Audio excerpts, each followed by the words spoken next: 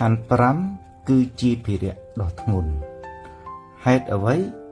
បានជាខណ្ឌ5ជាភារៈដ៏ធ្ងន់ការដែលលោកចាត់ទុកថាខណ្ឌ5រួមមានរូបវេទនាសញ្ញាសង្ខារនិងវិញ្ញាណជាភារៈដ៏ធ្ងន់ឬជាបាច់នៃសេចក្តីទុក្ខដ៏ធ្ងន់នោះគឺអាស្រ័យលើហេតុផលសំខាន់ៗមួយចំនួនដូចខាងក្រោម 1. ការព្យាបាទនិងការថែទាំឥតឈប់ឈរខណ្ឌទាំង5ប្រៀបដូចជាបន្ទុកដែលយើងត្រូវតែលីសែងគ្រប់ពេលវេលារាងកាយគឺរូបខណ្ឌត្រូវការផ្ដល់ចំណីការសម្អាតការព្យាបាលជំងឺនិងការសម្រាកចំណែកឯផ្លូវចិត្តគឺនាមខណ្ឌវិញក៏ត្រូវការលួងលោមនិងការឆ្លើយតបទៅនឹងអារម្មណ៍ផ្សេងមិនចេះចប់មិនចេះហើយយើងចំណាយពេលពេញមួយជីវិតដើម្បីបម្រើខណ្ឌទាំង5នេះ 2. ភាពមិនទៀងទាត់អនិច្ចំខណ្ឌទាំង5មានសភាវៈប្រែប្រួលជានិច្ចការដែលត្រូវប្រឈមមុខនឹងការប្រែប្រួលពីក្មេងទៅចាស់ពីសុខភាពល្អទៅជាមានជំងឺនិងការរលត់ទៅនៃខណ្ឌគឺជាសម្ពាធដ៏ធ្ងន់ធ្ងរសម្រាប់សត្វលោកការព្យាយាមទប់ទល់នឹងច្បាប់ធម្មជាតិដែលមិនអាចគ្រប់គ្រងបាននេះគឺជាសេចក្តីទុក្ខ 3. ការជាប់ជំពាក់ដោយតណ្ហានិងឧបាទានចំណុចដែលធ្ងន់បំផុតនោះគឺមិនមែនស្ថិតត្រង់តែខណ្ឌខ្លួនឯងឡើយប៉ុន្តែគឺស្ថិតនៅត្រង់ឧបាទានឬការយកចិត្តទៅជាប់ជំពាក់ថាខណ្ឌនេះជាយើងជារបស់យើង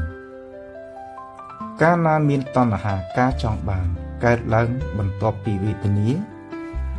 រលត់ទៅហើយបានធ្វើជាបច្ច័យវានាំឲ្យយើងកាន់តែរែកពុនខណ្ឌនេះយ៉ាងណែនក្នុងចិត្តដោយដែលព្រះពុទ្ធទ្រង់ត្រាស់ថាភារាទានណាងទុក្ខាងលោកេការយករែកនៅភារៈជាទុក្ខក្នុងលោក 4. ជានិវរណធម៌រារាំងចិត្តនៅពេលចិត្តជាប់ជំពាក់នឹងខណ្ឌវាតែងតែបង្កើតនៅនិវរណធម៌ដែលរារាំងនៅការធ្វើអំពើល្អដូចជាការត្រេកត្រអាលក្នុងកាមគឺកាមឆន្ទៈឬងងុយងូកគឺថេនមិទ្ធៈជាដើមឧបសគ្គទាំងនេះធ្វើឲ្យចិត្តមិនអាចមានសេរីភាពនិងមិនអាចមើលឃើញសេចក្តីពិតបានដែលប្រៀបដូចជាការជាប់នៅក្នុងទ្រុងដ៏ចង្អៀតនិងធ្ងន់សេចក្តីសន្និដ្ឋានខណ្ឌ5ជាភារៈព្រោះវាជាទីតាំងនៃសេចក្តីទុក្ខនិងជាកម្មវត្ថុនៃឧបាទានដរាបណាយើងនៅតែយល់ថាខណ្ឌជាខ្លួនយើងនឹងត្រូវតែរែកពុនវាតទៅទៀតដោយគ្មានថ្ងៃសម្រាប់ការដាក់ចុះនៅភារៈនេះមិនមែនមានន័យថាជាការបំផ្លាញរូបកាយចោលទេប៉ុន្តែគឺជាការលះបង់តណ្ហានិងឧបាទានចេញពីចិត្តចុះបន្ទាប់ពីបានលះតណ្ហានិងឧបាទានចោលតើមានអ្វីកើតឡើងបន្តទៅមុខទៀតនៅពេលដែលបុគ្គលម្នាក់អាចលះបង់តណ្ហាគឺសេចក្តីប្រាថ្នានិងឧបាទានការជាប់ស្អិតចេញពីខណ្ឌទាំង5បានទាំងស្រុងលទ្ធផលដែលកើតឡើងគឺសភាវៈដ៏វិសេសវិសាលដែលក្នុងពុទ្ធសាសនាហៅថាការដាក់ចុះនៅភារៈនេះគឺជាអ្វីដែលនឹងកើតឡើងតាមលំដាប់លំដោយ 1. ការរលត់ទៅនៃសេចក្តីទុក្ខនិរោធកាលណាហេតុនៃសេចក្តីទុក្ខគឺតណ្ហាត្រូវបានកាត់ផ្ដាច់នោះផលគឺសេចក្តីទុក្ខក៏ត្រូវរលត់ទៅដែរចិត្តនឹងលែងមានភាពក្តៅក្រហាយលែងមានការរត់តាមរកអ្វីមួយមកបំពេញបង្គ្រប់ឬលែងមានការភ័យខ្លាចចំពោះការបាត់បង់វាគឺជាស្ថានភាពដែលហៅថាសន្តិសុខឬសេចក្តីស្ងប់ដ៏ពិតប្រាកដ 2. វិមុតតិការរួចចាកផុតចិត្តដែលធ្លាប់តែជាប់ចំណងដោយនិវរណធម៌និងអនុស្សយកិលេសនឹងក្លាយជាចិត្តដែលមានសេរីភាពពេញលេញចិត្តមិនកម្រើកទោះបីជាមានរូបសំឡេងក្លិនរសនិងការប៉ះពាល់មុខទង្គិច ក៏ចិត្តមិនមានការត្រេកអរឬត្រេកអំពល់ឡើយការយល់ឃើញតាមពិតបុគ្គលនោះនឹងមានយថាភូតញ្ញាណទស្សនៈគឺការឃើញច្បាស់ថាអ្វីគ្រាន់តែជាសភាវៈធាតុដែលកើតឡើងនិងរលត់ទៅតាមហេតុបច្ច័យមិនមែនជាយើងឬជារបស់ដាច់ខាតឡើយ 3. ការរស់នៅដោយខណ្ឌសុទ្ធទោះបីជាតណ្ហានិងឧបាទានត្រូវបានលះចោលក៏ដោយប៉ុន្តែដរាបណាមិនទាន់អស់អាយុសង្ខារខណ្ឌទាំង5នៅតែបន្តដំណើរការទៅតាមធម្មជាតិរបស់វាហៅថាសឧបាតិសិសនិទានរូបកាយនៅតែមានប៉ុន្តែគ្រាន់តែជាគ្រឿងអាស្រ័យវេទនានៅតែកើតឡើងដូចជាឈឺកាយឬឃ្លានប៉ុន្តែចិត្តមិនមានសេចក្តីទុក្ខតាមកាយឡើយការបំពេញភារកិច្ចក្នុងជីវិតប្រព្រឹត្តទៅដោយស្មារតីនិងបញ្ញាសុទ្ធសាធមិនមែនធ្វើឡើងដោយកម្លាំងរុញច្រាននៃអាត្មានិយមនោះទេ 4. ការមិនកើតឡើងវិញនេះគឺជាផលខ្ពស់បំផុតកាលណាតណ្ហាដែលជាកាវស្អិតជាប់ភពថ្មីត្រូវបានបំផ្លាញចរន្តនៃបដិច្ចសមុប្បាតក៏ត្រូវដាច់ចង្វាក់បុគ្គលនោះនឹងលែងត្រូវត្រឡប់មកសោយភារៈដ៏ធ្ងន់នៃខណ្ឌ5ក្នុងជាតិក្រោយៗទៀតឡើយសង្ខេបខ្លីបន្ទាប់ពីលះតណ្ហានិងឧបាទានបានបុគ្គលនោះនឹងក្លាយជាអ្នកទម្លាក់ចោលនៅបន្ទុកចិត្តរបស់បុគ្គលនោះនឹងមានសភាពស្រាលស្ងប់និងមានពន្លឺបញ្ញាហាក់ដូចជាមនុស្សដែលដើរចេញពីគុកងងឹតទៅកាន់ទីវាលដ៏ស្រឡះនិងមានសុវត្ថិភាពបំផុតតើត្រូវធ្វើដូចម្តេចដើម្បីលះតណ្ហានិងឧបាទានចោលឲ្យបានការលះតណ្ហានិងឧបាទានមិនមែនជាការបង្ខំចិត្តឲ្យឈប់ចង់ដោយគ្មានមូលដ្ឋាននោះទេប៉ុន្តែគឺជាដំណើរការនៃការបណ្ដុះបញ្ញាដើម្បីឲ្យឃើញសេចក្តីពិតរហូតដល់ចិត្តដោះលែងវាដោយខ្លួនឯងនៅក្នុងព្រះពុទ្ធសាសនា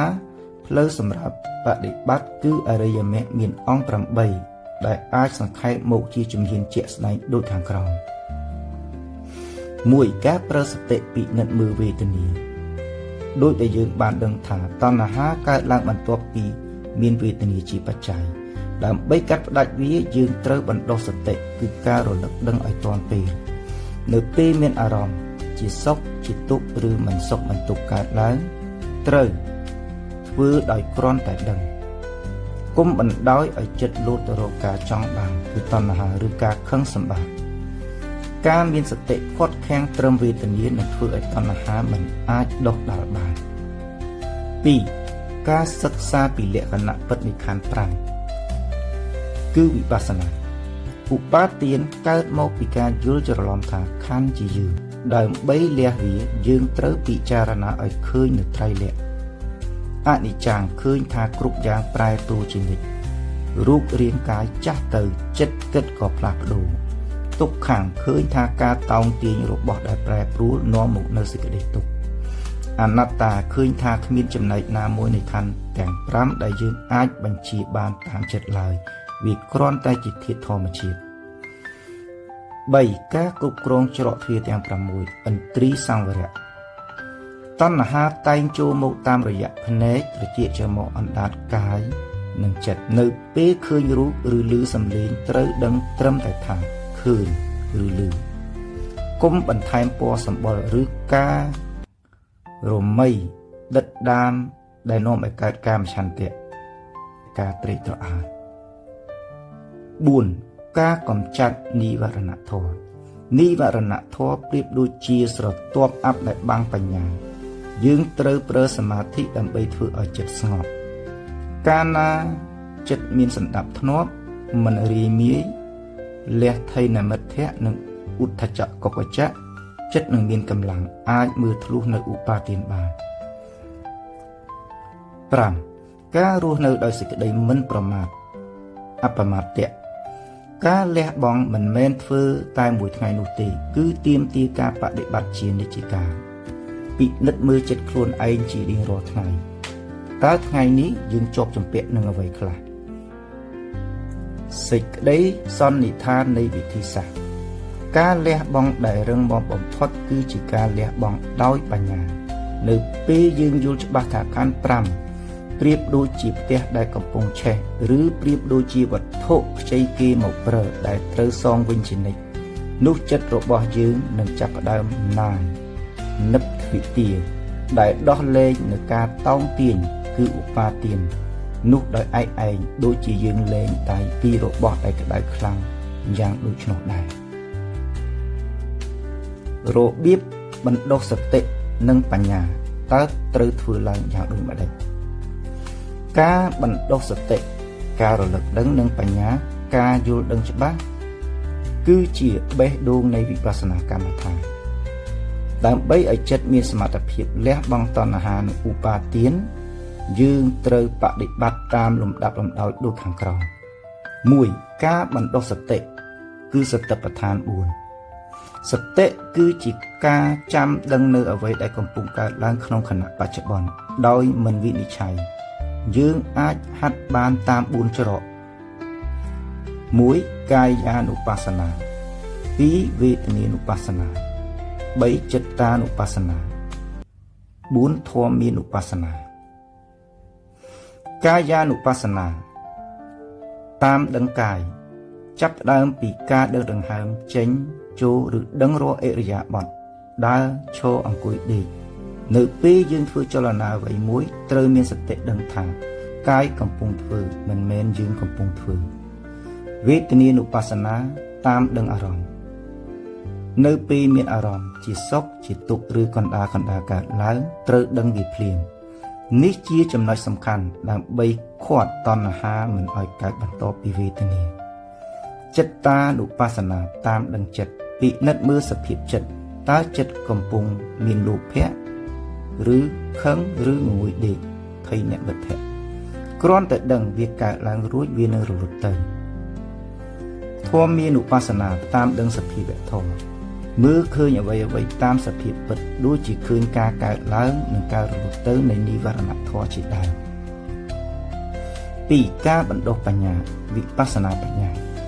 បញ្ញាមិនមែនគ្រាន់តែជាការចេះដឹងតាមការអានសៀវភៅទេប៉ុន្តែគឺជាការឃើញច្បាស់ដោយខ្លួនឯង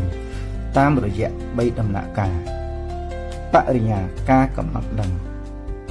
តេរណបរិញ្ញាការពិចារណាបហានបរិញ្ញាការលះបង់ 1. បរិញ្ញាការកំណត់ដឹងញែកឲ្យដាច់រវាងរូបគឺរាងកាយឬវត្ថុធាតុនិងនាមគឺចិត្តដឹងឬអារម្មណ៍ឧទាហរណ៍ក្នុងខណៈដែលលើកដៃរូបគឺជាអ្នកលើកនាមគឺជាអ្នកបញ្ជានិងអ្នកដឹង 2. តេរណបរិញ្ញាការពិចារណានៅពេលសតិរឹងមាំនឹងចាប់ផ្ដើមឃើញត្រៃលក្ខក្នុងខណ្ឌ5ឃើញថាសុខក៏មិនទៀងទុក្ខក៏មិនទៀងគឺអនិច្ចំឃើញថាការប្រឹងតោងជាប់នឹងរបស់មិនទៀងនាំឲ្យធ្ងន់នឹងហត់គឺទុក្ខំ 3. បហានបរិញ្ញាការលះបង់នៅពេលបញ្ញាឃើញច្បាស់ថាគ្មានអ្វីដែលគួរជាប់ជំពាក់ចិត្តនឹងដោះលែងនៅឧបាទានដោយឯកឯង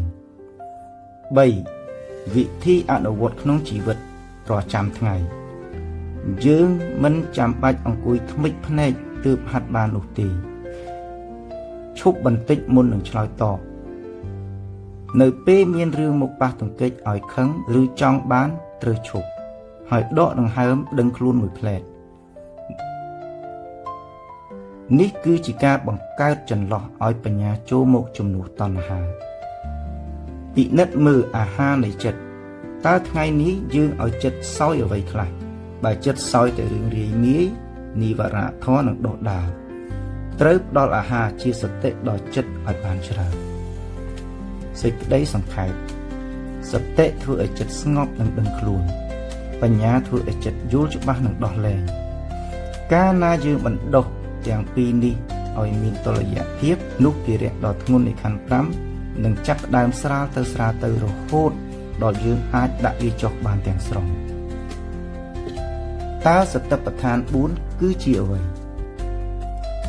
សតិប្បដ្ឋាន4គឺជាមូលដ្ឋានគ្រឹះនៃកិច្ចប្រតិបត្តិដើម្បីបណ្ដុះសតិឲ្យរឹងមាំ នឹងជាផ្លូវតែមួយគត់ឯកាយនៈមៈដើម្បីឈានទៅដល់ការលះបង់តណ្ហានិងឧបាទានពាក្យនេះមានន័យថាការតាំងសតិឲ្យជាប់នៅក្នុងអារម្មណ៍ដែលបែងចែកជា4ច្រកសំខាន់កាយានុបស្សនាវេទនានុបស្សនាចិត្តតានុបស្សនាធម្មានុបស្សនា1កាយានុបស្សនាការតាមដឹងក្នុងកាយគឺការយកចិត្តមកដាក់លើរូបកាយដើម្បីឲ្យឃើញថាកាយគ្រាន់តែជាកាយមិនមែនជាតួខ្លួនឬជាយើងឡើយរបៀបហាត់រលឹកដឹងដង្ហើមចេញចូលអានាបាណសតិដឹងអិរិយាបថដើរឈរអង្គុយដេកឬដឹងរាល់ចលនាដូចជាបត់ដៃលូកដៃចុចជាដើមគោលបំណងដើម្បីលះបង់ការយល់ច្រឡំថារាងកាយនេះជារបស់ស្អាតឬជារបស់យើងលះសុភសញ្ញា2វេទនានុបស្សនាការតាមដឹងក្នុងវេទនាគឺជាការមានសតិដឹងច្បាស់នៅរាល់សេចក្តីដឹងអារម្មណ៍ដែលកើតឡើងតាមរយៈភ្នែកត្រចៀកច្រមុះអណ្ដាតកាយនិងចិត្តរបៀបហាត់នៅពេលសុខកើតឡើងក៏ដឹងថាជាសុខវេទនានៅពេលទុក្ខកើតឡើងក៏ដឹងថាជាទុក្ខវេទនាឬអារម្មណ៍កណ្ដាលអទុក្ខមសុខវេទនាក៏ត្រូវដឹងគោលបំណងដើម្បីទប់ស្កាត់មិនឲ្យតណ្ហាកើតឡើងបន្ទាប់ពីវេទនានឹកឃើញថាអារម្មណ៍គ្រាន់តែជាអ្វីដែលកើតឡើងហើយរលត់ទៅ3ចិត្តតានុបស្សនាការតាមដឹងក្នុងចិត្តការតាមដឹងចិត្តគឺការតាមសង្កេតមើលសភាពចិត្តដែលកំពុងប្រែប្រួលជានិច្ចរបៀបហាត់ពេលចិត្តមានលោភៈក៏ដឹងថាមានលោភៈពេលចិត្តប្រែជាស្ងប់ក៏ដឹងថាស្ងប់ពេលចិត្តងងុយងោកថៃនមិត្តៈឬរីមីក៏គ្រាន់តែដឹងតាមសភាពពិតគោលបំណងដើម្បីឲ្យឃើញថាចិត្តមិនមែនអមតៈឬខ្លួនយើងឡើយគឺវាប្រែប្រួលទៅតាមហេតុបច្ច័យ4ធម៌មានឧបស្សនាការតាមដឹងក្នុងធម៌ដឹងនៅសភាវៈធម៌ទាំងឡាយដែលមកប្រកបក្នុងចិត្តដោយប្រើបញ្ញាពិចារណារបៀបហាត់ពិនិត្យមើលថាតើមាននិវរណធម៌ដូចជាការងងុយឬការសង្ស័យកំពុងរារាំងចិត្តដែរឬទេឬពិចារណាលើខណ្ឌ5និងអរិយសច្ចៈ4ឲ្យឃើញតាមសភាពពិតគោលបំណងដើម្បីបណ្ដុះបញ្ញាឲ្យឃើញច្បាប់ធម្មជាតិនិងការលះបង់មិច្ឆាទិដ្ឋិទាំងពួងហេតុអ្វីត្រូវហាត់ទាំង4នេះសតិប្បដ្ឋាន4ប្រៀបដូចជាប៉ូលីសដែលចាំយាមទ្វារចិត្តកាលណាយើងមានសតិរឹងមាំតណ្ហានឹងគ្មានឱកាសចាក់ឫសព្រោះយើងដឹងទាន់វេទនាកើតឡើង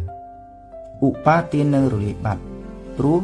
យើងឃើញថាទាំងកាយទាំងចិត្តគ្មានអ្វីជារបស់យើងឡើយការបដិបត្តិសតិប្បដ្ឋាន4មិនមែនទាមទារឲ្យធ្វើអ្វីដែលអស្ចារ្យនោះទេ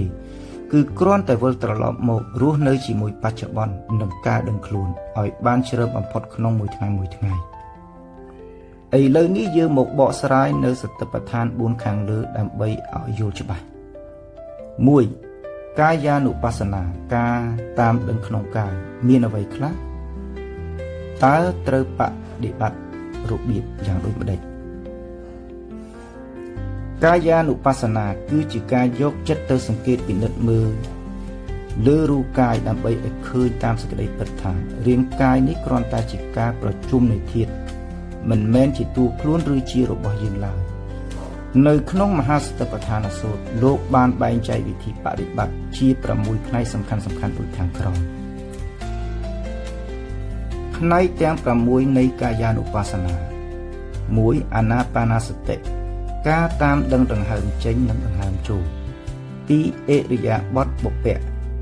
ការដឹងច្បាស់នៅអិរិយាបថធំទាំង4ដើរឈរអង្គុយដេក3សម្បជញ្ញបុព្វៈ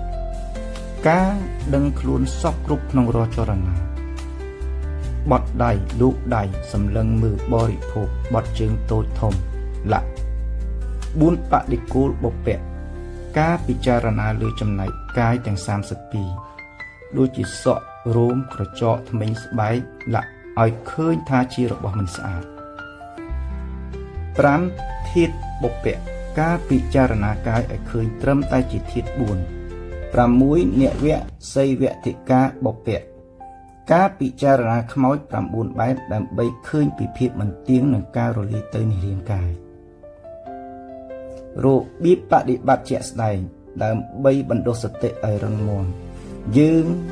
អាចជ្រើសរើសវិធីណាមួយដែលសមស្របនឹងចរិតលក្ខណៈប៉ុន្តែវិធីដែលពេញនិយមនិងងាយបដិបត្តិបំផុតគឺកការហាត់ជាមួយដង្ហើមអាណាបាណសតិរបៀបធ្វើអង្គុយខ្លួនឲ្យត្រង់រក្សាសតិឲ្យនៅនឹងច្រមុះឬបបូរមាត់ខាងលើការតាមដឹងពីដង្ហើមចូលដឹងថាចូលពីដង្ហើមចេញដឹងថាចេញបើដកដង្ហើមវែងដឹងថាវែងបើខ្លីដឹងថាខ្លីគោលដៅមិនមែនបង្ខំដង្ហើមទេគឺគ្រាន់តែធ្វើជាអ្នកសង្កេតការមើលដង្ហើមដែលវាធ្វើការដោយខ្លួនឯងខការហាត់ជាមួយចលនាអិរិយាបថនិងសម្បជញ្ញៈក្នុងជីវិតប្រចាំថ្ងៃនៅពេលដើរឲ្យដឹងថាកាយកំពុងដើរនៅពេលលើកែវទឹកឲ្យដឹងរាល់ចលនានៃដៃដែលរំកិលទៅរបៀបកត់សម្គាល់កុំឲ្យចិត្តគិតរឿងអតីតឬអនាគតទាញចិត្តមកទុកក្នុងចលនាកាយដែលកំពុងប្រព្រឹត្តទៅក្នុងខណៈឥឡូវនេះគោលដៅដើម្បីបំផ្លាញការយល់ច្រឡំថាយើងជាអ្នកដើរឬយើងជាអ្នកធ្វើគឺមានតែរូបកាយដែលកំពុងរំកិលទៅតាមបញ្ជារបស់ចិត្តតែប៉ុណ្ណោះគោការញែកធាតុបុព្វ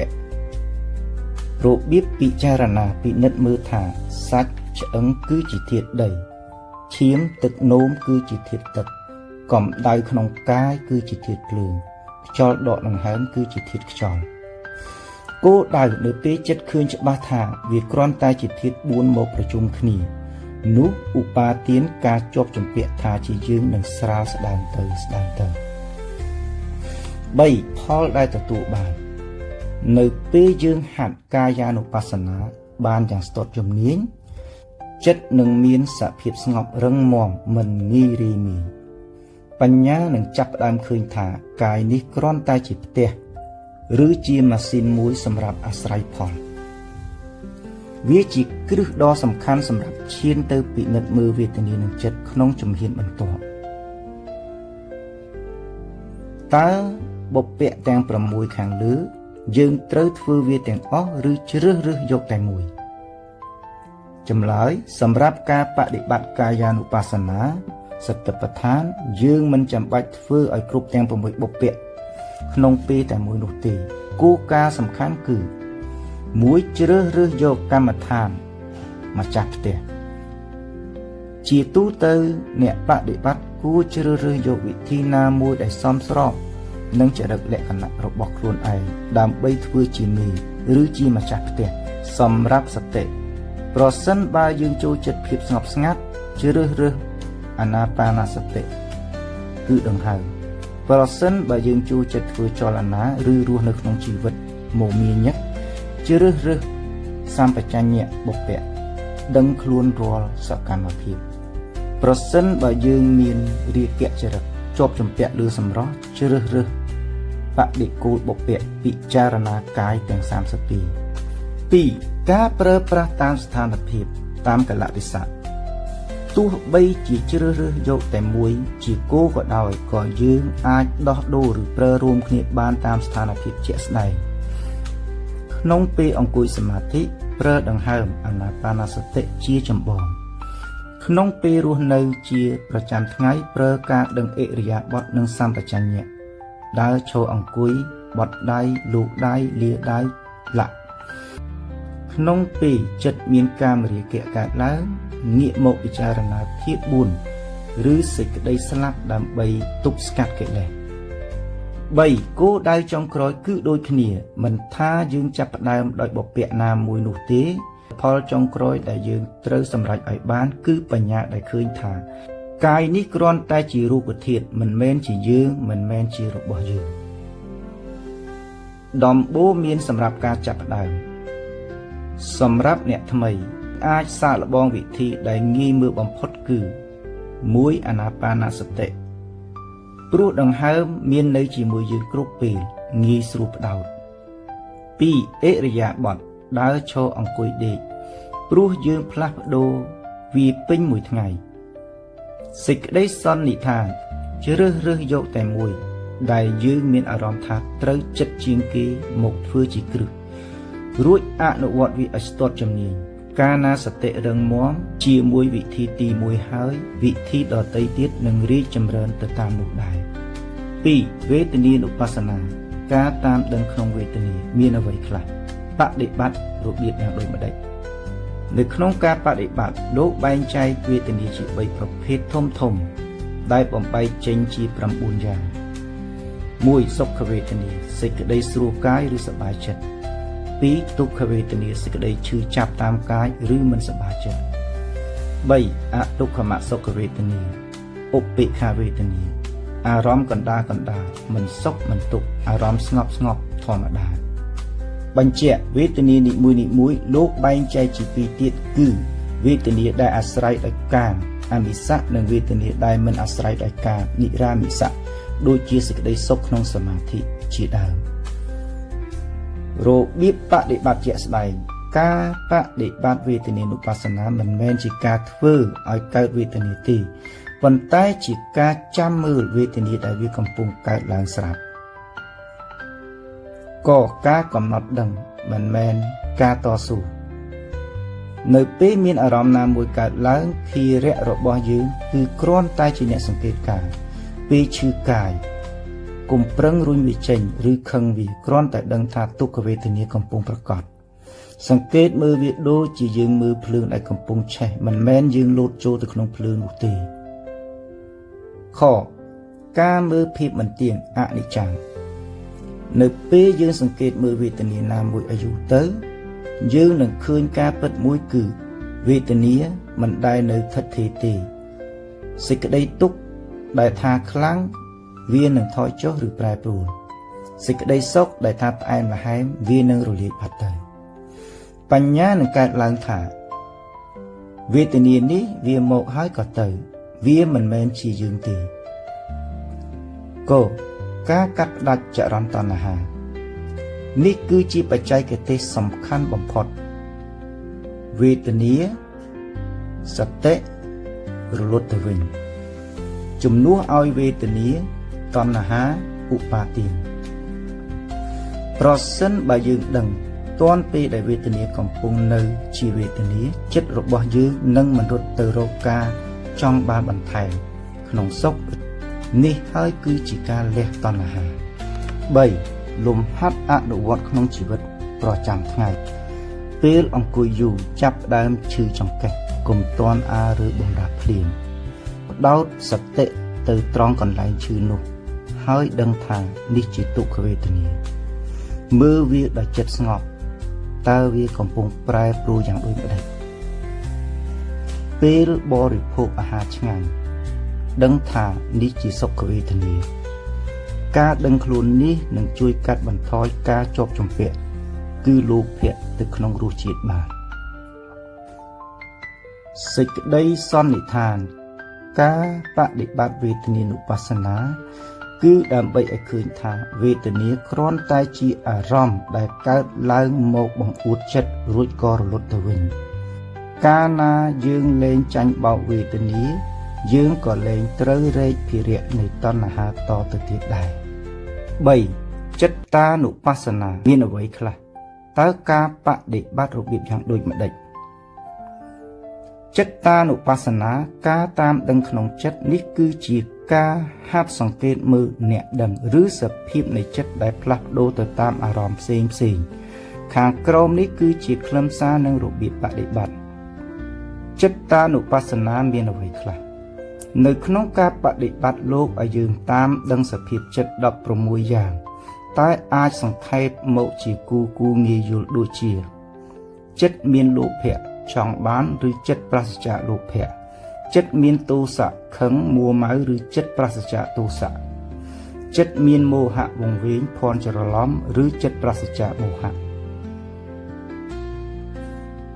ចិត្តមានថេរមិត្តងងុយធុញឬចិត្តរីមាយចិត្តមានសមាធិឬចិត្តមិនមានសមាធិនិយាយឲ្យងាយគឺចិត្តកំពុងស្ថិតនៅក្នុងសភាពបែបណាត្រូវដឹងខ្លួនឲ្យទាន់នៅក្នុងសភាពបែបនោះរបៀបបដិបត្តិជាក់ស្ដែងការបដិបត្តិចិត្តតានុបស្សនាមិនមែនជាការតាំងចិត្តឲ្យស្ងប់នោះទេប៉ុន្តែគឺជាការតាមមើលចិត្តដែលមិនស្ងប់រហូតដល់វាស្ងប់ទៅវិញដោយខ្លួនឯងក៏ការធ្វើជាអ្នកមើលនៅពេលចិត្តមានអារម្មណ៍អ្វីមួយកើតឡើងកុំលោតចូលទៅដើរតួជាម្ចាស់នៃអារម្មណ៍នោះឧទាហរណ៍កាលណាមានកំហឹងកើតឡើងកុំដឹងថាខ្ញុំខឹងប៉ុន្តែត្រូវដឹងថាចិត្តកំពុងមានទោសៈការដូរពីពាក្យថាខ្ញុំមកជាចិត្តនឹងជួយឲ្យយើងញែកខ្លួនចេញពីកិលេសបានមួយកម្រិតខតាមដឹងការកើតរលត់ចិត្តប្រៀបដូចជាស្វាដែលលោតពីមែកឈើមួយទៅមែកឈើមួយពេលយើងសង្កេតមើលចិត្តដែលកំពុងខឹងយើងនឹងឃើញថាខណៈដែលយើងដឹងថាខឹងកំហឹងនោះនឹងថយចុះឬរលត់ទៅមួយខណៈព្រោះចិត្តមិនអាចដឹងរឿងពីរក្នុងពេលតែមួយបានទេចិត្តដឹងកំហឹងជាចិត្តថ្មីដែលជាកុសលបញ្ញានឹងកើតឡើងថាចិត្តនេះមិនទៀងទេអំបាញ់មិញខឹងឥឡូវនេះបាត់ខឹងបន្តិចទៀតនឹងទៅគិតរឿងអ្វីផ្សេងគោគុំបន្ទោសនិងគុំត្រេកអរបើឃើញចិត្តអាក្រក់លោភៈឬទោសៈគុំស្អប់ខ្លួនឯងគ្រាន់តែដឹងថាវាជាសភាវៈបែបនោះបើឃើញចិត្តល្អស្ងប់ឬស្រឡះចិត្តគុំដេកត្រាំក្នុងសេចក្តីសុខនោះយូរពេកគ្រាន់តែដឹងថាជាសភាវៈបណ្ដោះអាសន្នដូចគ្នា3លំហាត់បដិបត្តិក្នុងជីវិតប្រចាំថ្ងៃយើងអាចប្រើចិត្តតានុបស្សនាសតិប្បដ្ឋានបានយ៉ាងប្រសើរក្នុងទំនាក់ទំនងនឹងការងារពេលនរណាម្នាក់និយាយមិនពីរោះមកកាន់យើងសតិរលឹកមើលចិត្តខ្លួនឯងភ្លាមអូចិត្តកំពុងកម្រើកទោសៈហើយការដឹងតន់បែបនេះនឹងខាត់មិនឲ្យយើងតបតវិញដោយសម្ដីអាក្រក់ពេលកំពុងធ្វើការហើយធុញដឹងខ្លួនថាចិត្តកំពុងមានសភាពធុញថប់គ្រាន់តែដឹងភាពធុញថប់នោះនឹងចាប់ផ្ដើមបាត់បង់ឥទ្ធិពលលើយើងសេចក្តីសន្និដ្ឋានចិត្តតានុបស្សនាសតិប្បដ្ឋានធ្វើឲ្យយើងឃើញច្បាស់ថាចិត្តមិនមែនជាយើងប៉ុន្តែវាជាសភាវៈដឹងដែលប្រែប្រួលទៅតាមហេតុបច្ច័យនៅពេលយើងលែងរត់តាមចិត្តដែលប្រែប្រួលយើងនឹងរកឃើញសេរីភាពនិងភាពស្រាលនៃភារៈនៃខណ្ឌ5នេះជាមិនខាន4ធម៌មានឧបស្សនាមានអ្វីខ្លះនៅក្នុងការបដិបត្តិលោកបែងចែកសភាវៈធម៌ដែលត្រូវសង្កេតជា5ក្រុមធំ1និវរណធម៌5ធម៌ដែលរារាំងអំពើល្អមានកាមឆន្ទៈព្យាបាទៈថេនមិទ្ធៈឧទ្ធច្ចៈកុកច្ចៈវិជិកិច្ឆា2ខណ្ឌ5ការដឹងច្បាស់ពីការកើតឡើងនិងការរលត់ទៅនៃរូបវេទនាសញ្ញាសង្ខារនិងវិញ្ញាណ3អាយតនៈ12ការដឹងពីការប៉ះទង្គិចរវាងភ្នែករូបត្រចៀកសំឡេងលក្ខនិងចំណងសង្យោជនៈដែលកើតឡើងតាមទ្វារទាំងនោះ4ពោឈាង្គៈ7ធម៌ដែលជាអង្គនៃការត្រាស់ដឹងសតិធម្មវិជ្ជយៈវិរិយៈបៃតិបស្សទ្ធិសមាធិនិងឧបេក្ខា5អរិយសច្ចៈ4ការយល់ច្បាស់ពីទុក្ខហេតុនៃទុក្ខការរលត់ទុក្ខនិងផ្លូវប្រតិបត្តិ2របៀបបដិបត្តិជាក់ស្ដែងការបដិបត្តិធម៌មានឧបស្សនាគឺលើសពីការដឹងធម្មតាប៉ុន្តែវាគឺជាការវិភាគដោយបញ្ញាទៅលើអ្វីដែលកំពុងកើតឡើងក្នុងចិត្តក៏ការសង្កេតមើលនិវរណធម៌ដែលជាឧបសគ្គចិត្តនៅពេលយើងកំពុងធ្វើការឬសមាធិហើយមានអារម្មណ៍ងងុយឬរាយមាយកើតឡើងកុំត្រឹមតែដឹងថាងងុយប៉ុន្តែត្រូវពិនិត្យមើលថាតើងងុយនេះកើតឡើងដោយសារអ្វីតើធ្វើដូចបដិចទើបវាបាត់ទៅវិញហើយតើវាបាត់ទៅដោយរបៀបណា ការធ្វើបែបនេះនឹងធ្វើឲ្យយើងយល់ពីចរិតរបស់កិលេសនិងរបៀបគ្រប់គ្រងវាខការសង្កេតមើលអាយតនៈការប៉ះទង្គិចនៅពេលភ្នែកឃើញរូបដែលស្អាតហើយចិត្តចាប់ផ្ដើមស្រឡាញ់គឺកាមឆន្ទៈត្រូវដឹងថានេះជាភ្នែកនេះជារូបនេះជាចំណងដែលកើតឡើងពិចារណាឲ្យឃើញថាបើគ្មានភ្នែកនិងគ្មានរូបមកប៉ះគ្នាទេចំណងនេះក៏មិនកើតដែរវាមិនមែនជារបស់យើងទេវាជាបច្ច័យរបស់ធម្មជាតិក៏ការបណ្ដុះពោឆង្គៈធម៌នៃពន្លឺនៅពេលចិត្តចាប់ដើមស្ងប់និងមានសតិរឹងមាំត្រូវដឹងថាសតិពោឆង្គៈកំពុងមានក្នុងចិត្តយើងការដឹងខ្លួនក្នុងចំណុចវិជ្ជមាននឹងជួយឲ្យចិត្តមានកម្លាំងនិងឈានទៅរកការត្រាស់ដឹង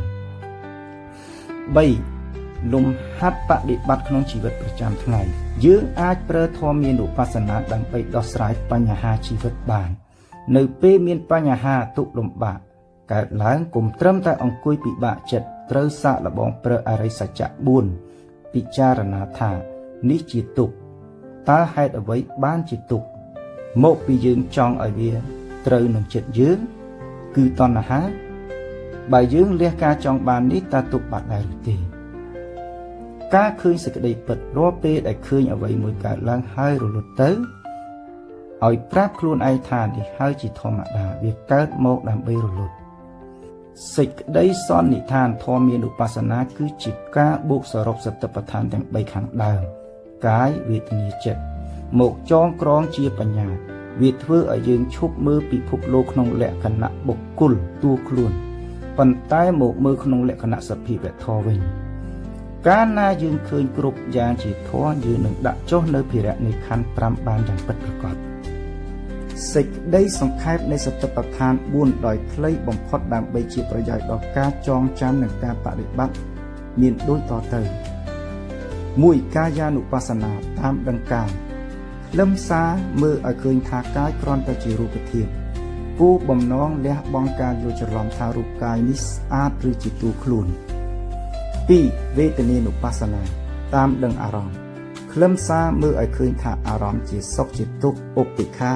គ្រាន់តែជាសភាវៈដឹងដែលកើតឡើងហើយរលត់ទៅគោលបំណងលះបង់ការជាប់ជំពាក់ក្នុងសុខនិងការរុញច្រានក្នុងទុក្ខកាត់ផ្ដាច់ឫសគល់នៃតណ្ហា3ចិត្តតានុបស្សនាតាមដឹងចិត្តខ្លឹមសារមើលឲ្យឃើញថាចិត្តគ្រាន់តែជាសភាវៈនឹកគិតដែលប្រែប្រួលតាមហេតុបច្ច័យគោលបំណងលះបង់ការយល់ច្រឡំថាចិត្តជាអមតៈឬជាយើងដើម្បីកម្ចាត់មោហៈ4ធម៌មានុបស្សនាតាមដឹងសភាវៈធម៌ខ្លឹមសារមើលឲ្យឃើញថាគ្រប់យ៉ាងគ្រាន់តែជាធម្មជាតិដែលប្រព្រឹត្តទៅតាមច្បាប់ហេតុនិងផលគោលបំណងបណ្ដុះបញ្ញាឲ្យឃើញសេចក្តីពិតនៃអរិយសច្ចនិងលះបង់នូវគ្រឿងរារាំងចិត្តទាំងពួងសរុបមកវិញកាយវេទនាចិត្តគឺជាការត្រៀមលក្ខណៈនិងការពិនិត្យមើលវត្ថុធាតុធម៌គឺជាការដកស្រង់យកបញ្ញាចេញពីការពិនិត្យនោះដើម្បីដាក់ចុះនៅភារៈនៃខណ្ឌទាំង5